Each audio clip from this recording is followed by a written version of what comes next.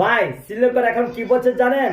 শ্রীলঙ্কার এখন বলছে যে কেন যে আফগানিস্তানে জিতলাম, কেন যে সুপার ফোরে বাংলাদেশে নিলাম, হ্যাঁ খাল কাটে কুমির আনলাম, হ্যাঁ বাংলাদেশ যে একলা বাদ দিচ্ছে এটা শ্রীলঙ্কা বুঝতে পারে নাই। এখন শ্রীলঙ্কা বলতে কোন আক্কেলে আমি জিততে গেলাম, হ্যাঁ কোন আক্কেলে আমি আফগানিস্তান হারতে এলাম। তাছাড়া আফগানিস্তান ভালো ছিল না, হ্যাঁ আরাম আসে শ্রীলঙ্কা জিততে পারতো।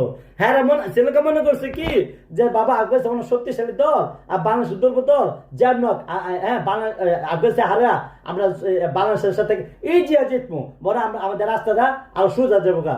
কিন্তু শ্রীলঙ্কা যে জানতো যে বাংলাদেশ একতলা বাদ দিব, তাহলে তাহলে আমি শিওর ওই দিন তাহলে ইচ্ছা করে শ্রীলঙ্কা হারে যেত। ঠিক আছে, মানে আটটা বলতে মানে 120 অল আউট যেত, আর তাহলে দুজন যেতে পারতো সুপার ফোরে আফগানিস্তান শ্রীলঙ্কা। এখন শ্রীলঙ্কা এটাই ভাবতেছে কোন আক্কেলে আমি শিওর শ্রীলঙ্কা মনে খুব আফসোস করতেছে। আর শ্রীলঙ্কা কোচ করতেছে যে ক্যারেট আমরা জিততে গেলাম, হারলাম এটি ভালো ছিল, হ্যাঁ তাহলে আজকে আফগানিস্তান আমরা জিততে পারতাম।